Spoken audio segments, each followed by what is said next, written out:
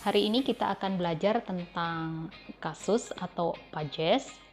Di awal mungkin teman-teman akan menemukan satu kesulitan, tetapi tidak usah khawatir. Di sini saya akan berusaha untuk menjelaskan tentang kasus atau pages dengan sesimpel mungkin.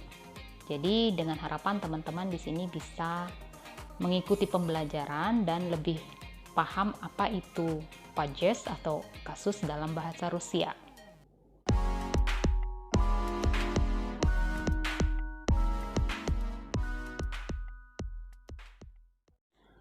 Untuk mempermudah pemahaman tentang kasus atau pages, di sini saya akan memberikan dua kalimat, jadi dalam bahasa Indonesia dan dalam bahasa Rusia. Yang pertama di sini saya memiliki kalimat Anna membaca buku. Anna berfungsi sebagai subjek, membaca predikat, dan buku objek. Nah, bagaimana kalau misalnya buku saya tempatkan ke depan? Jadi saya rubah posisi. Buku membaca Anna. Atau saya rubah lagi di kalimat ketiga. Buku Anna membaca. Nah, mungkin teman-teman di sini sudah bisa melihat ya. Jadi posisi kata yang saya rubah akan mempengaruhi makna atau definisi. Jadi ketiga kalimat di atas memiliki makna atau definisi yang berbeda. Jika kalimat di atas saya terjemahkan ke dalam bahasa Rusia, maka akan menjadi Anna читает книгу. Jadi masih sama ya posisinya, subjek, predikat, objek. Bagaimana jika kata knigu saya tempatkan ke depan, jadi saya rubah posisi. Knigu читает Anna. Atau saya rubah lagi.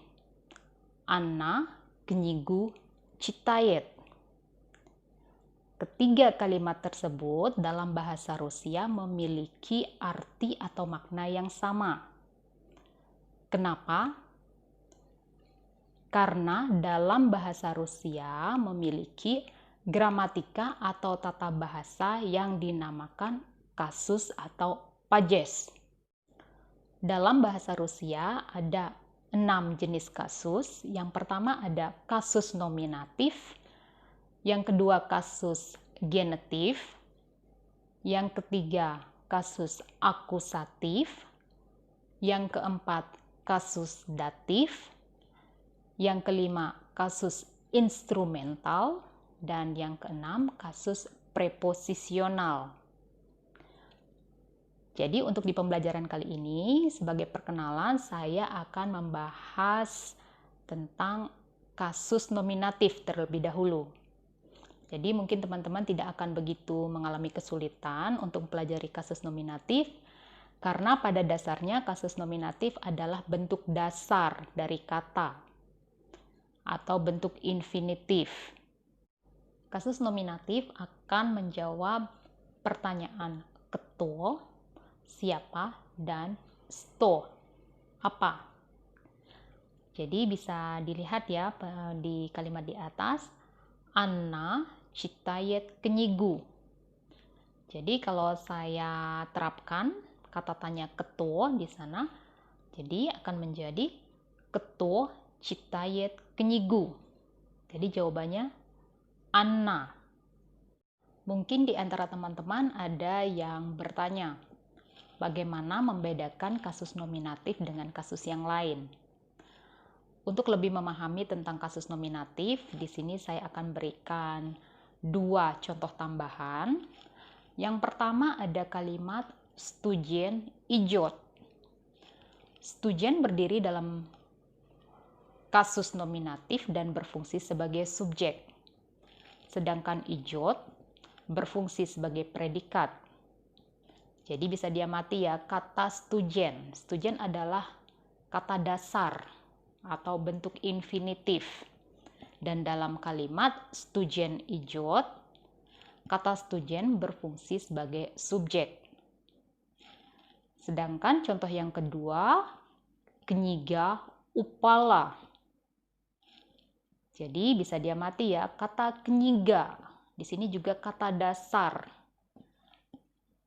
berfungsi sebagai subjek, sedangkan upala berfungsi sebagai predikat.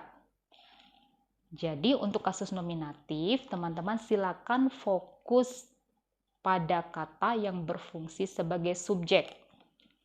Jadi teman-teman bisa mengamati di sana.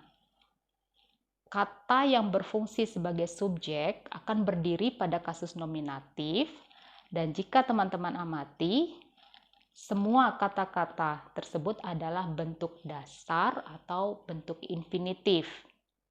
Cukup sekian untuk pembelajaran kali ini. Terima kasih teman-teman sudah mengikuti pembelajaran bersama saya, dan jangan lupa jika teman-teman memiliki pertanyaan atau request, silakan tulis di kolom komen. Sekali lagi, terima kasih. Da Streci.